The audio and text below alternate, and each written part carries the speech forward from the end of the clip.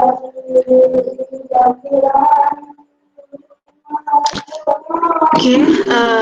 Assalamualaikum warahmatullahi wabarakatuh. Selamat malam semuanya. Waalaikumsalam warahmatullahi wabarakatuh. Selamat malam. Malam Ya. Bu. Oke, terima kasih pada kelompok 6 ya, sudah bersiap diri.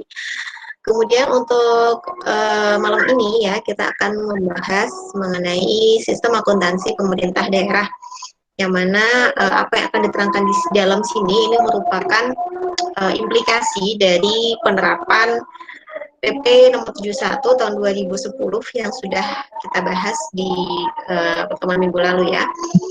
Jadi apa saja nanti yang akan kita pelajari ya mengenai sistem akuntansi pemerintah daerah.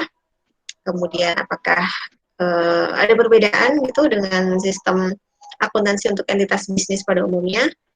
Silakan kelompok 6 untuk presentasi. Silakan Mbak. Assalamualaikum warahmatullahi wabarakatuh. Waalaikumsalam. Kami dari kelompok 6 akan mempresentasikan tentang sistem akuntansi pemerintah daerah. Warahmatullahi wabarakatuh. Saya Urip Riyandayani beserta teman rekan saya Fitria Rizkika dan Pradipta Ayuning Tias. Kita mulai ya.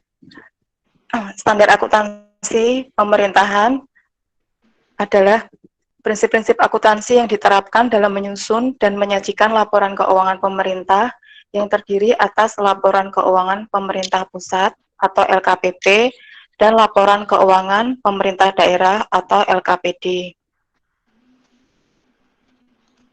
Untuk standar akuntansi pemerintah ini ada kebijakan akuntansi keuangan pemerintah daerah yang mengatur mengenai 3 hal, yaitu pengakuan, pengukuran, dan pengungkapan. Untuk pengakuan ini maksudnya pengakuan aset, dan untuk pengukuran, yaitu pengukuran kinerja dari pemerintah daerah. Untuk selanjutnya, basis penerapan standar akuntansi pemerintah. Ini ada 2, yaitu SAP berbasis kas dan SAP berbasis akrual. Untuk SAP berbasis kas ini adalah untuk laporan realisasi anggaran yang berarti pendapatan diakui pada saat kas diterima di rekening kas umum negara atau daerah atau oleh entitas pelaporan dan belanja diakui pada saat kas dikeluarkan dari rekening kas umum.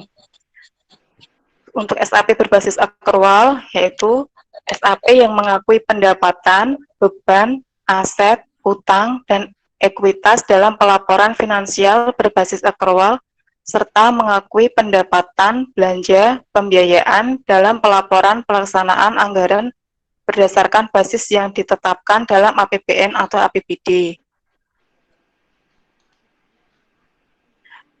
Dasar-dasar hukum sistem akuntansi terdapat di Undang-Undang Nomor 17 Tahun 2003 tentang Keuangan Negara, Undang-Undang Nomor 1 Tahun 2004 tentang Perbendaharaan Negara, Undang-Undang Nomor 15 Tahun 2004 tentang Pemeriksaan, Pengelolaan, dan Tanggung Jawab Keuangan Negara, Undang-Undang Nomor 32 Tahun 2004 tentang Pemerintahan Daerah atau Lembaga Negara Republik Indonesia tahun 2004 nomor 125, tambahan lembaran Negara Republik Indonesia nomor 4437, sebagaimana telah diubah dengan Undang-Undang Nomor 8 Tahun 2007 tentang penetapan peraturan pemerintah pengganti Undang-Undang Nomor 3 Tahun 2007 tentang perubahan Undang-Undang Nomor 32 Tahun 2004 tentang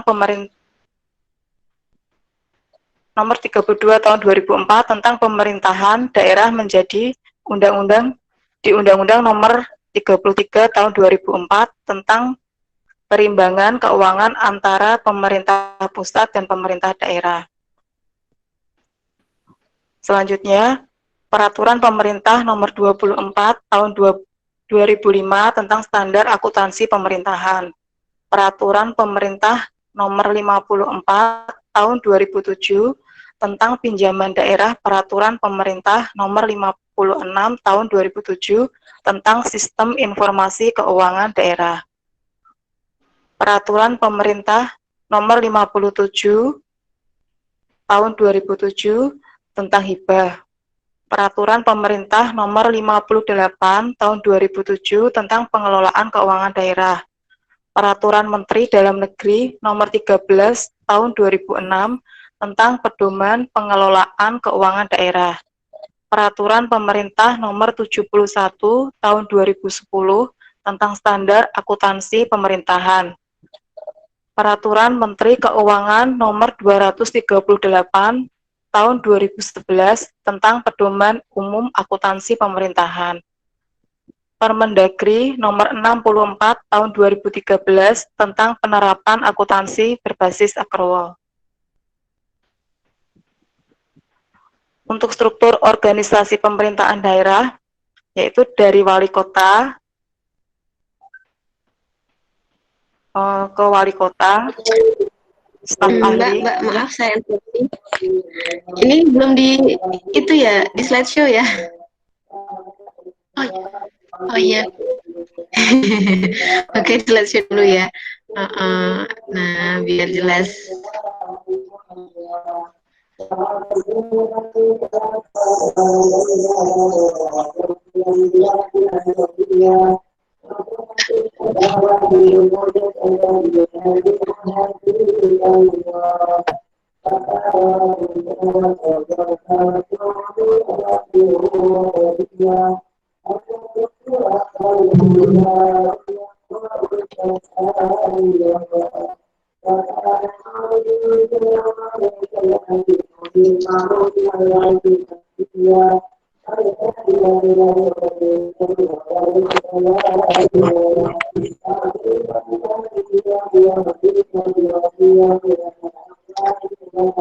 Oke, bisa dilanjutkan nggak Bapak Mbak?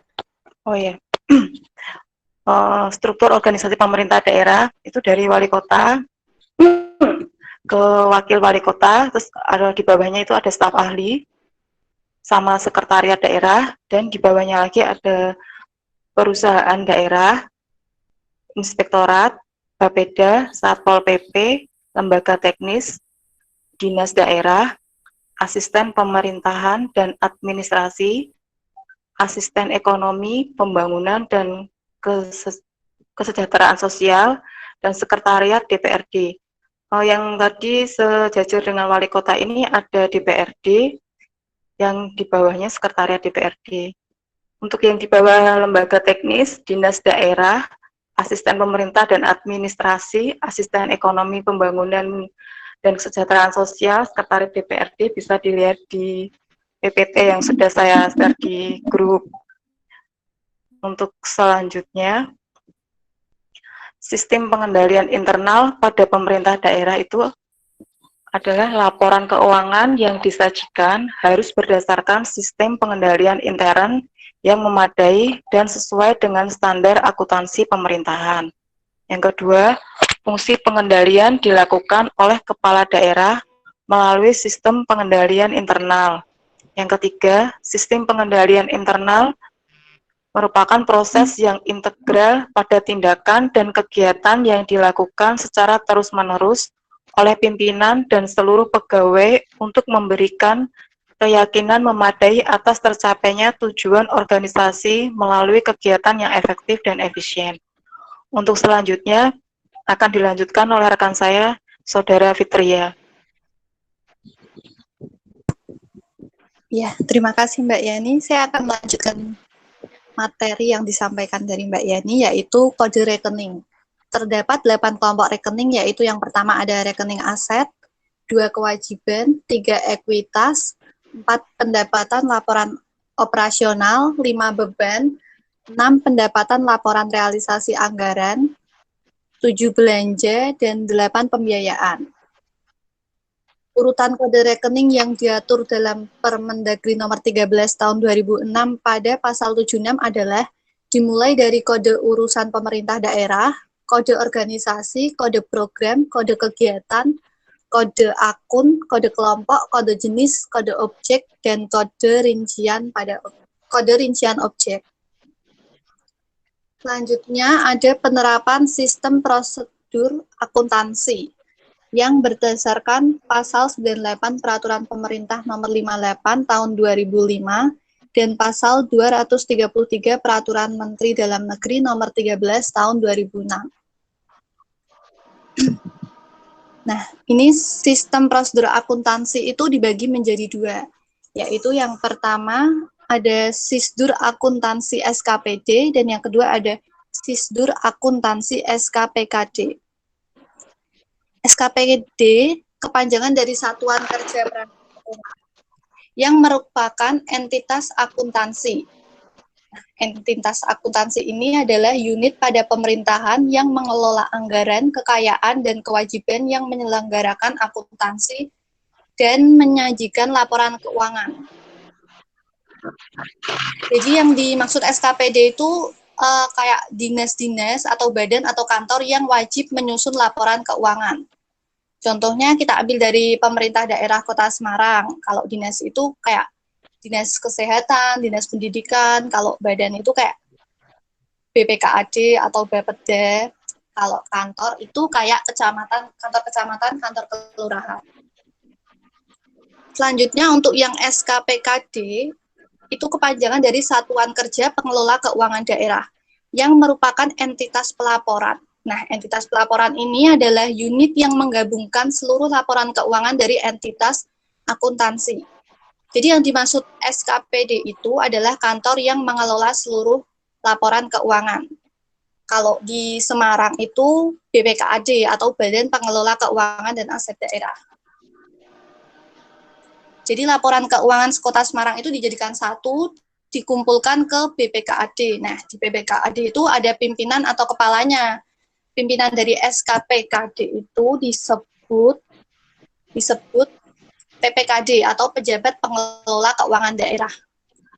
Lanjut di Sisdur Akuntansi SKPD tadi, itu meliputi sistem akuntansi penerimaan kas, pengeluaran kas, akuntansi memorial, dan akuntansi pelaporan keuangan.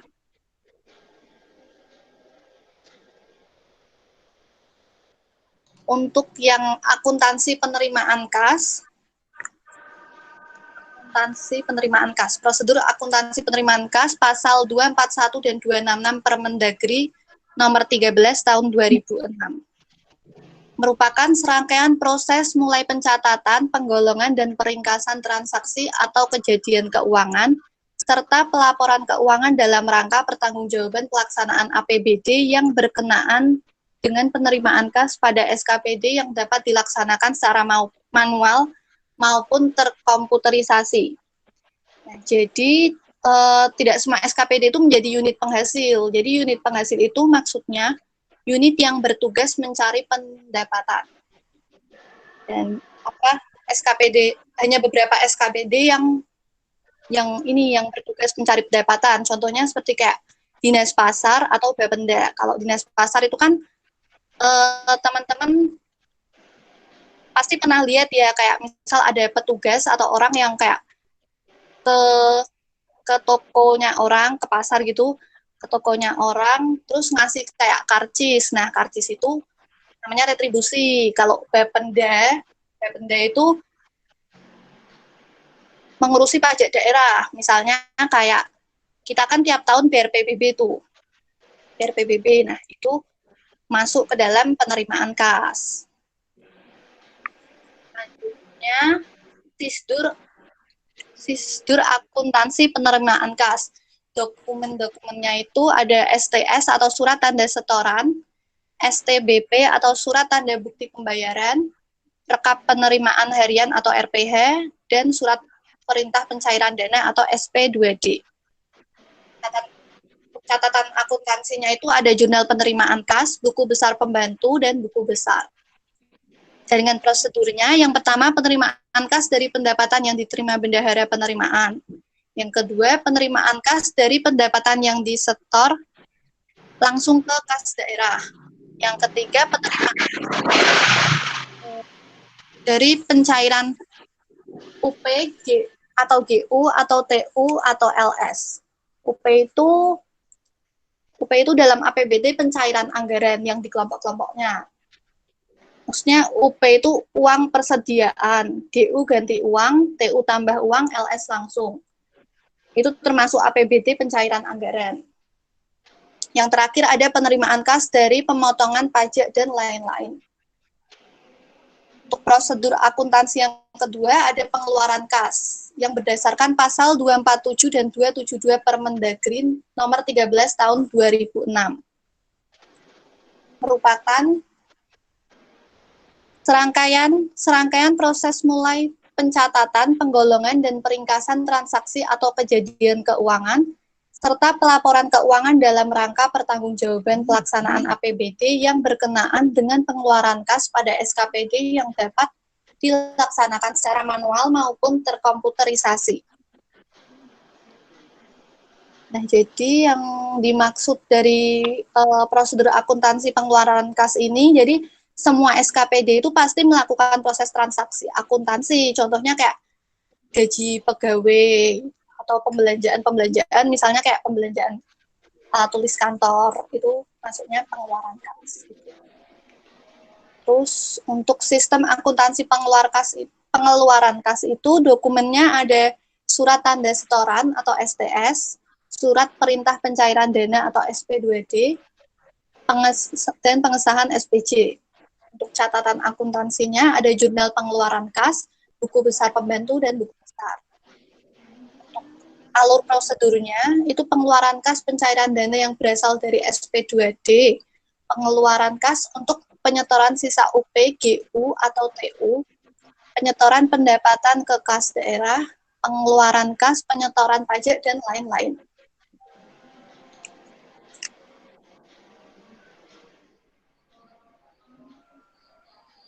Selanjutnya ada prosedur akuntansi memorial.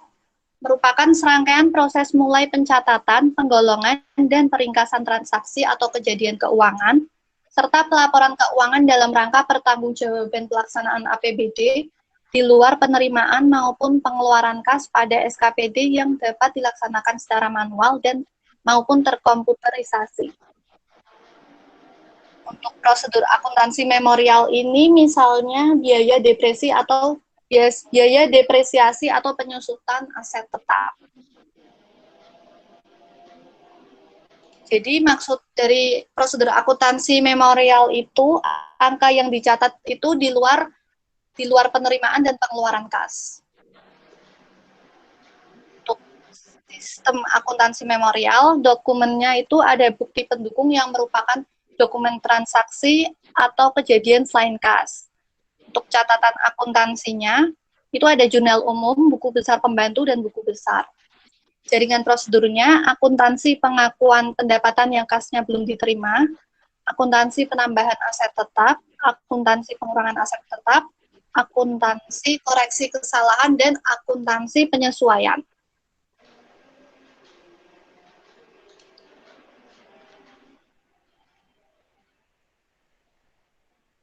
Untuk prosedur selanjutnya ada prosedur akuntansi pelaporan keuangan yang merupakan serangkaian proses mulai pencatatan, penggolongan, dan peringkasan transaksi atau kejadian keuangan, serta pelaporan keuangan dalam rangka pertanggungjawaban pelaksanaan APBD yang berfungsi untuk menyusun laporan keuangan sesuai standar akuntansi pemerintah. Untuk laporan keuangan ini berdasarkan peraturan pemerintah nomor 71 tahun 2010 yang sebelumnya peraturan pemerintah nomor 24 tahun 2005.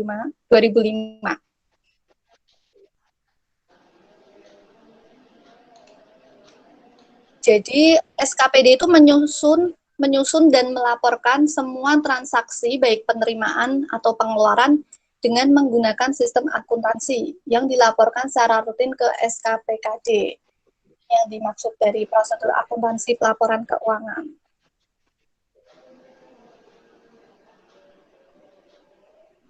Untuk presentasi selanjutnya akan dilanjutkan oleh rekan saya, Saudari Pradipta. Saya akan melanjutkan presentasinya mengenai sistem akuntansi laporan keuangan. Catatan akuntansinya yaitu jurnal penerimaan kas, kemudian ada jurnal pengeluaran kas, jurnal umum, buku besar pembantu, dan buku besar. Untuk jaringan prosedurnya, penyusunan neraca saldo setelah disesuaikan, penutupan buku, penyusunan LRA, penyusuan LO, dan penyusunan neraca. Selanjutnya, sistem akuntansi penerimaan kas. Fungsi terkaitnya yang pertama yaitu BUD, yang kedua kas daerah, yang ketiga bendahara khusus penerimaan, yang keempat PPK DPKAD, dan yang terakhir ada kasih penata usahaan. Untuk dokumennya ada surat tanda setoran atau STS, atau bukti lainnya yang dapat dipersamakan, kemudian ada bukti transfer atau bukti penerimaan lainnya yang merupakan dokumen atau bukti atas penerimaan dana, perimbangan, dan lain-lain. Untuk catatan akuntansinya, ada jurnal penerimaan kas, buku besar pembantu, dan buku besar. Kemudian jaringan prosedur, penerimaan kas dari pendapatan dana, perimbangan, dan hibah, kemudian penerimaan kas dari setoran pendapatan, SKPD oleh bendahara penerimaan, kemudian penerimaan kas dari pendapatan SKPD disetor langsung ke kas daerah. Selanjutnya penerimaan kas dari setoran sisa UP atau GU atau TU SKPD. Kemudian penerimaan kas dari uang jaminan bongkar dan penerimaan kas dari pembiayaan. Selanjutnya untuk sistem akuntansi pengeluaran kas, fungsi terkaitnya ada BUD, kas daerah, bendahara pengeluaran PPKD atau DPKAD, dan PPK DPKAD. Untuk dokumennya hanya SP2D LS. Untuk catatan akuntansinya ada di jurnal pengeluaran kas, buku besar pembantu, dan buku besar. Jaringan prosedurnya ada 4. Yang pertama, pengeluaran kas penerbitan SP2D UP. Yang kedua, pengeluaran kas penerbitan SP2D belanja tidak langsung non belanja pegawai. Yang ketiga, pengeluaran kas uang jaminan bongkar atau UJB. Yang terakhir ada pengeluaran kas dari pembiayaan.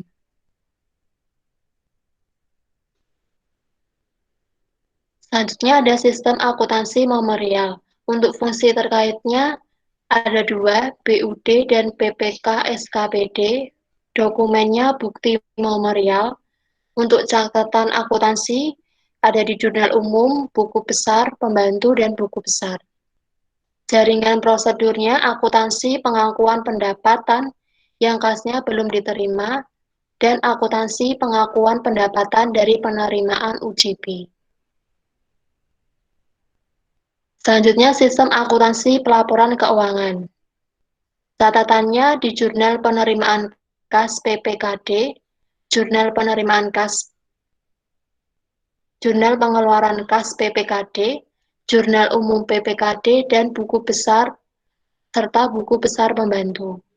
Untuk jaringan prosedurnya, penyusunan neraca saldo setelah disesuaikan, penutupan buku, penyusunan LRA, penyusunan neraca, dan laporan arus kas.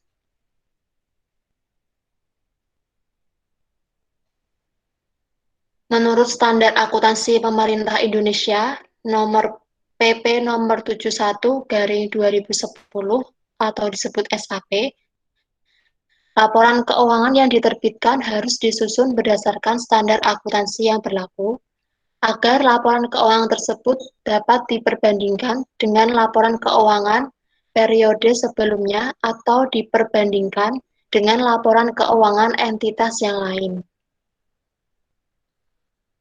Untuk tujuan laporan keuangan SAP, yang pertama menyediakan informasi mengenai posisi dan atau perubahannya sumber daya ekonomi, kewajiban, dan ekuitas dana pemerintah. Sumber alokasi dan penggunaan sumber daya ekonomi, kemudian ketaatan realisasi terhadap anggarannya, kemudian cara entitas pelaporan mendanai aktivitasnya dan memenuhi kebutuhan kasnya, serta potensi pemerintah untuk membiayai penyelenggaraan kegiatan pemerintah. Untuk tujuan kedua, menyediakan informasi yang berguna untuk mengevaluasi kemampuan entitas pelaporan dalam mendanai aktivitasnya. Selanjutnya ada unsur-unsur laporan keuangan. Untuk akuntansi komersil, yang pertama ada aktiva, kewajiban, ekuitas, kinerja, penghasilan, beban, dan penyesuaian pemeliharaan modal. Untuk IPSAS, yaitu ada aset, liability, ada equity, revenue, expense, dan cash flow. Untuk PP 71 tahun 2010, ada aset, kewajiban, ekuitas, pendapatan, belanja, pembiayaan, dan laporan arus kas. Macam-macam laporan keuangan yang ada di akuntansi komersil. Yang pertama ada neraca, laporan laba rugi, laporan arus kas, laporan perubahan modal, dan catatan atas laporan keuangan. Untuk yang di IPSAS ada neraca, laporan kinerja keuangan, laporan perubahan aset bersih atau ekuitas, kemudian laporan arus kas dan catatan atas laporan keuangan. Untuk laporan keuangan di PP 71 tahun 2010, ada neraca, laporan realisasi anggaran, laporan perubahan SAL, laporan operasional atau LO, laporan arus kas, laporan perubahan ekuitas, dan CALK. Terima kasih untuk presentasi kelompok 7. Oke, terima kasih atas presentasinya. Ini kelompok, udah kelompok 7 atau kelompok 6? Kelompok 6, Bu. Kelompok 6 ya. Kelompok 6. Ya, oke. Ya, baik. Jadi nanti setelah ini bisa kita move ya ke apa namanya, ke e-learning. Ya, kemudian yang disampaikan sudah lengkap ya, saya rasa sudah komplit. Mungkin saya akan memberikan sedikit apa ya, kesimpulan gitu ya, garis besar tentang materi hari ini. Jadi hari ini kita membahas tentang sistem akuntansi pemerintah daerah. Dan disampaikan ada banyak sekali ya dasar hukumnya. Dan yang terbaru adalah berdasarkan PP 71 tahun 2010 ya. Yang mana muatan intinya adalah untuk periode sekarang 2020 itu semua entitas pemerintah baik yang pusat maupun daerah itu sudah wajib menggunakan basis akrual, di mana di basis akrual nanti konsekuensinya adalah pemerintah membuat dua bentuk laporan. Ada budgetary report dan ada financial report. Untuk budgetary report itu ada dua laporan ya harus dibuat, yaitu laporan realisasi anggaran dan laporan perubahan saldo anggaran lebih atau laporan perubahan SAL. Kemudian kalau financial report itu ada 5 laporan yang harus dibuat. Ada neraca, laporan posisi keuangan, kemudian ada laporan arus kas, laporan operasional, ada laporan perubahan ekuitas, dan catatan atas laporan keuangan. Dan perlu diketahui karena pemerintah itu bukan profit motif, ya, dia tidak bertujuan mencari laba, dan pemerintah itu adalah mayoritas dari organisasi sektor publik, maka di dalam laporannya tidak menyertakan laporan laba rugi ya, gitu. Kemudian untuk struktur organisasi ya, untuk struktur organisasi di pemerintah daerah, itu pemerintah daerah umumnya dibagi menjadi tingkat ya, tingkat 1 dan tingkat 2. Untuk tingkat 1 itu dipimpin oleh gubernur. Itu adalah pimpinan tertingginya. Kemudian kalau daerah 2 itu dipimpin oleh bupati atau wali kota, tergantung dari wilayahnya ya. Kalau wilayahnya itu adalah kota, maka dipimpin wali kota. Kalau wilayahnya adalah kabupaten, maka dipimpin oleh bupati. Kemudian tadi ya, secara garis besar untuk sistem akuntansi di entitas pemerintah itu sama seperti entitas bisnis ya. Semua diawali dari adanya bukti transaksi. Hanya saja untuk bukti transaksi di di entitas pemerintah itu istilahnya beda. Jadi ada banyak dokumen yang itu merupakan form baku ya dari pemerintah untuk menggunakan itu. Jadi tadi ada surat perintah membayar, ada surat perintah pencairan dana, ada surat perintah, banyak ya tadi ya, itu bisa menjadi dasar bagi entitas akuntansi di sana untuk melakukan proses pencatatan akuntansi. Nah, jadi nanti prosesnya sama, yaitu ada bukti transaksi, kemudian dilakukan penjurnalan, lalu posting buku besar, sampai akhirnya nanti membuat laporan keuangan. Dan laporan keuangannya disesuaikan juga ya, sesuai dengan tadi bentuk dari laporan keuangannya, budgetary report atau yang financial report. Oke, kemudian saya lupa kira ini PPT saya. Apa lagi ya? Ya, tadi untuk sistem pencatatannya ada jurnal pengeluaran kas ya, ada penerimaan kas, kemudian ada jurnal untuk pencatatan selain kas ya. Jadi memang kalau berkaitan dengan kas nanti dia masuknya itu nanti dia ke realisasi anggaran ya. Jadi yang masih menggunakan cash basis itu adalah realisasi anggaran, karena memang harus sesuai dengan kenyataannya gitu ya, harus sesuai dengan kenyataannya kapan anggaran itu dilaksanakan ya. Anggaran itu dilaksanakan kan kalau kasnya keluar. Begitu saja mungkin yang bisa saya tambahkan ya. Silakan bisa kita pindah ke e-learning untuk sesi tanya jawab, dan seperti biasa sesi tanya jawabnya terbatas untuk 9 penanya. Oke, kemudian untuk UTS ya, untuk UTS materinya dari awal kita perkuliahan ini sampai hari ini ya. Hanya saja tentu untuk materi-materi awal biasanya tidak terlalu banyak ya. Paling banyak tuh soal ujian nanti di 3 bab terakhir, 3 pembahasan terakhir gitu ya. Jadi tolong dipelajari baik-baik, sudah masuk ke inti dari akuntansi pemerintahan itu sendiri. Oke, mungkin itu yang bisa saya sampaikan. Mohon maaf jika ada salah kata atau mungkin ada penyampaian yang salah gitu ya saya berikan. Tetap semangat ya belajarnya agar hasil tes Anda bisa bagus ya. Kemudian Anda diberi kelancaran dalam mengerjakan selalu tesnya. Wassalamualaikum warahmatullahi wabarakatuh. Terima kasih pada kelompok 6. Terima kasih. Oke. Jadi salib ya. Ya, Bu. Terima kasih.